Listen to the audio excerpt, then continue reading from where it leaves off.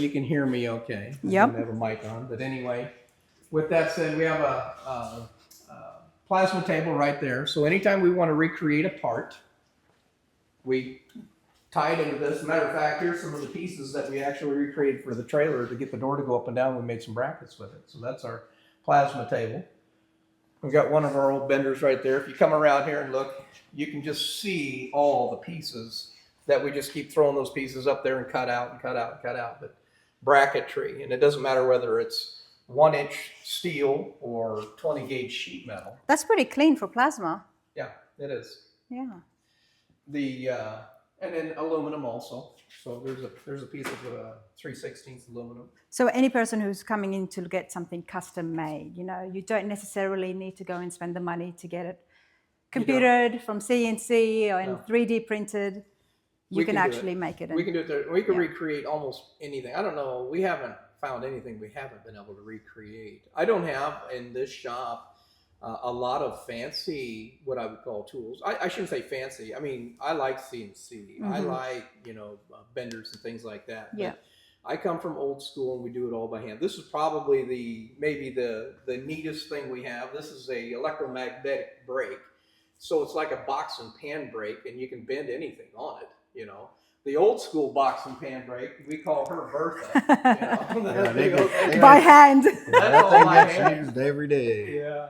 So anyway, so that's just one of it's kind of a main component to our shop. Of course, right there. Absolutely. Yeah, it's not a high dollar piece of equipment, but it gets the job done. And remember, I said on that Ford pickup, this is the brake that we actually bent it on right here. And so this is inconsistent all the way through. So I had to go through after it was all said and done, and all the little nibs that it left in it. I had to straighten all that out too. So a lot of labor of love in that pickup. But you got to appreciate it. They're not going to make it like this again. Nope, not at all. This one's a 1958 brake, so it's been around that long. Yeah, it's an old brake. It's a good one. Let's check out some of the projects. You've got a cab here. Well, we talked about that chassis that was sitting there, the Art Morrison with that supercharged blueprint stroke 427. This is the cab for that chassis right there. So open the door on that. You guys have been working on gapping and fitting, huh? Yes, we have. And you know all about that. No, I don't. I look like I do, but I don't. So Cassidy can tell you a little bit more about what we've done here. I can see you've changed the door latches here. Yeah, we put the Ultima kits in. Then instead of bolting them, I actually welded these in. And then I took the door relays and swapped them from side to side so we could flip this arm down to fit in the channels, because normally they would have ran up here, right, and then it hits the door panel when you put the door panel on. And the tracks did not come into play at all here? You had to notch it just a little bit to get around this, and then we switched this one over to push buttons, and we're running the LS Fab billet handles on it. Nice. And then it's got power windows in it as well. So, and then this was the prototype we built for our bolt-in underdash, but on this one I welded it all in so we can smooth it out and do the body work on it. I do like the underdash ideas because they just really neaten and tidy up everything. Mm-hmm. Plus it adds a lot of room to, for AC and stereo speakers and all that. We got the vintage air mocked up in there.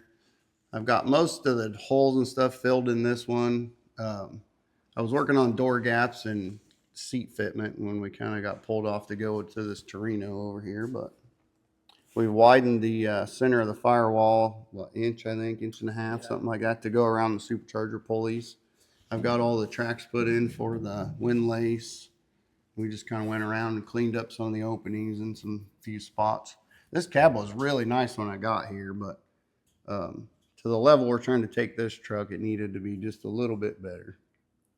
I love seeing the projects in motion, as they're getting built, everybody, because you can see just how well it's done underneath the shiny paint, and to see all the mechanisms, and you don't get a chance to see that when it's all finished. We try to keep at least our followers up to date on our projects. So, I try to every Monday walk through and do a little bit of a video, but about once a month I'll do a walkthrough of the shop, and that way they can continue to see the projects progressing. Diggs Rod Shop, everybody. There's a link right here at the top right-hand corner for the channel. But what a great idea for even your customers. Sure. Well, they can go on and they can actually see their automobile being built. We send them pictures, and obviously with the invoices that go along with it, but they literally get to see their vehicle being built on the YouTube channel. It's really cool. For potential clients who are looking to come to you to get something built or even worked on, can you tell me some of the processes involved here? How would it start? Yeah. Well, I would tell you the budget is the big thing. You know, there's a lot of folks that go to car shows and they're looking at these really beautiful cars out there and they have no idea what it costs. So to work through a budget is where I would start with everyone. You know, sometimes they have the champagne taste with the beer budget, so to speak. I like that. But you know, we have a lot of folks out there that a sentimental automobile, which is this one right here. We'll get ready to go to that Torino here in a minute. And they just want their car, and we walk through what it's going to cost, and then the process is the sheet metal, all that fabrication work, which I know you're familiar with, and then there's chassis work, there's engine work, transmission work, the rear end, the brake system, the steering system. There's so many components that have to go into these builds, and so that's where Scott comes in. And Scott's our project manager, and you saw his Challenger sitting outside there. Was that his? Okay. His car. Yeah, he's our Mopar guy. You know, so with that said, he'll walk you through that, and then not only will he walk you through that, but then he'll also bring you to Cassidy. And Cassidy, you know, he's our shop manager. That's what he does. So he manages all the guys here. You know, if there's a question that obviously you know by now by asking the questions to Cassidy, he's very, very familiar with a build of an automobile and the intricate parts of it. Cassidy can actually say exactly how long, how many hours involved would be to make a modified part that the customer is requesting. He's our hands-on guy right there. You know, I manage a lot. I build a lot of cars too, but these guys are everyday hands-on. And so with that said, but that's his job too. Yeah. And same with Scott. That's his job too, to manage that project also. And I love that, because so long as there is no changes, the estimate that they get roughly would be the estimate that they would be finished with. Absolutely. If there's a change, I have what's called a change order work form. That's what I do. So, hey, this is not going to work like we thought. And I'll give you another example. When you're actually talking about price, and then I would always say to me, okay, when we get this thing taken apart, especially if we rotisserie sandblast one of these, and that's what happened with this Torino. Boy, I've seen that's when you know. I've seen less holes on a screen door. You know what I mean? And we drove this car in the shop. Yeah, it ran and when it came in. And again, I can give you those videos or those photos of what this thing looked like. 1970 Torino. JJ, why don't you pull in here real quick too, because JJ, who is right behind you there, he's our fabricator. He works with Cassidy hand in hand, but he's had his hands all over this car here. And I'd say it might be 80% new and only 20% original car. JJ, come closer to the Torino, mate. That might be quite generous, actually. So it's been sandblasted. Yes. What does it look like? It was rough. I mean, It looked like cheese, Swiss cheese. Yes, it was Every Bondo. component. Well, it was an Iowa car, and if you know anything about Iowa, we like to use salt back in the day, and before they used a brine, but we used salt. And this car sat probably for 20 or 30 years in a barn for the dirt floor, so did not help matters at all. So everything on it was just rotten. Yeah, like even this flat piece of sheet metal right here was rusted out. Yep. It was that bad. Underneath that, I okay. cleaned mouse nests out of just about anywhere they could put it. In the frame rails, everywhere. It was. And then being a Very 70, rough. we can't buy Well- hardly any parts. Well, for I was it. going to ask you, I mean, Torino parts, 70 Torino parts. They're just hard to come by. AMD has done a really good job with, we're able to locate parts through AMD, reproduction parts. But like these front frame rails right here, no, they don't have them. We ended up contacting a company out in Colorado that had a salvage yard that keeps these old cars around, fortunately. And it's a Western car, so it's going to be in decent shape. And we ended up having to order the front driver's frame rail and torque box for this car from another salvage car. The other thing was we were the outer part of the inner fender wheel on the driver's side. They offer it, but we couldn't locate one. So as far as a new part, they didn't have it. Yeah, if you had a 69, you could buy anything you want, but a 70 you couldn't. So like all these cross members are all handmade. off the originals. That firewall is actually out of a 69. You know And then why? we've had Because the- the 70 Torinos, like, they all drove them. Right. Yeah. They drove the wheels off of them. Yeah, so we, It's hard to find anytime you make a production part in the aftermarket, they all need prototypes, Yes. good prototypes. And back in the 70s, I mean, these were just cars. That's what they were. They were driven, like you said. Yeah. And they didn't ever think anybody was going to restore these things. You know, what would you restore today? A Toyota Celica? No, probably not. You know, so, Hopefully not. so,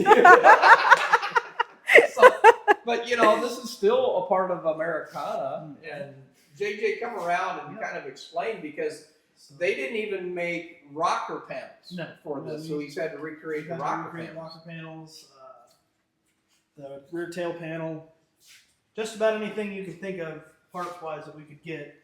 We only had to do a little bit of this rocker, but on the other side, we actually had to make the entire rocker. No, I can From even open scratch. the door here for you Floor too, so you can pans. look Yeah, inside there. Anything that's black, Rana, yeah. you can obviously see it has E-code on it. It all had to be recreated. Yeah. well, and then the firewall we put in out of a 69, and then we actually cut the where the steering. Is that column- really the buzzer? Sorry, guys. That's a breakdown buzzer. Break down. Why such a... You know, we're You on know a what? schedule here. You got about an Stop! hour and It's a half. break time. I mean, it was such an aggressive sound. I don't slave drive, you know, so. That's our prison buzzer. Yard Well, I time. mean, it really sounded like that, Cassidy. Yard time. Half the time you can't hear it. It's so loud in here, though. Yeah. That's true. That's true. But on that note, let me get my other battery before, ahead. so it doesn't just stop. Trial and error. I'm Yeah. not going to say that I got it on the first time at least. So but we got it figured out eventually, and it fits really good now. I'm really happy with how it turned out. Obviously, the customer's very passionate about the Yes. 70 Torino, and he knows how much work is involved. And of course, you're updating him. Yeah, this was actually his car in high school. There you go. We wanted to kind of relive the glory days, I guess you could say.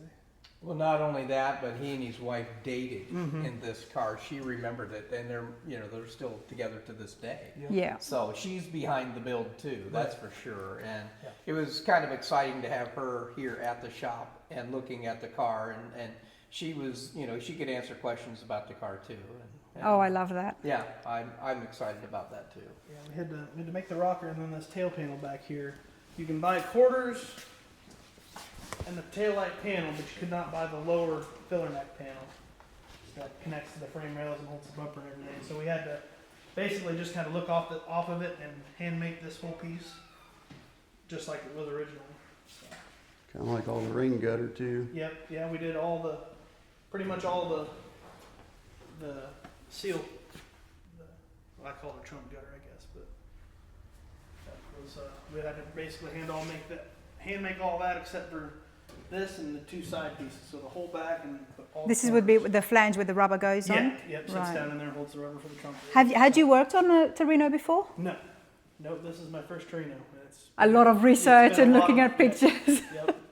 Yeah, it's been a lot of trial and error, but just making it fit right. And But I love the fact that you guys are open to doing things that is new that you have not done before, like Cassidy working on the Charger, and you've got the right team, haven't you? Absolutely. Like I said before, I mean, we have such a diversified car guys and with the metalworking abilities that JJ has and what Cassidy has. I mean, Cassidy from sheet metal to suspension to body to paint, JJ same way. And that's the background that I come from. You build your own vehicle, right? You build your own custom, so you know what we're talking about when it comes to that. So you have to kind of learn a lot of that.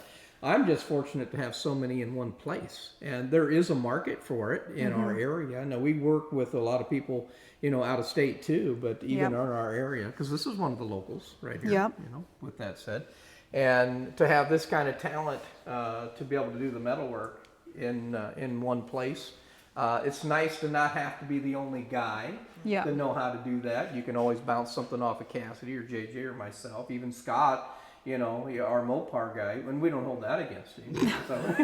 Well, some Poor days. Scott, he needs to come and stand next to me. I'll be on his team. Goodness. He's guarding Digger the old shop dog in here, So with that said, but Scott's background is body and paint and fabrication too. So, you know. You've done it well where everybody can just travel around and help each Absolutely. other out. Well, we like to do that, and that's cross-training too. Yeah. So if we're slow in one area, we can always move into another area. So speaking of, let's head on into here.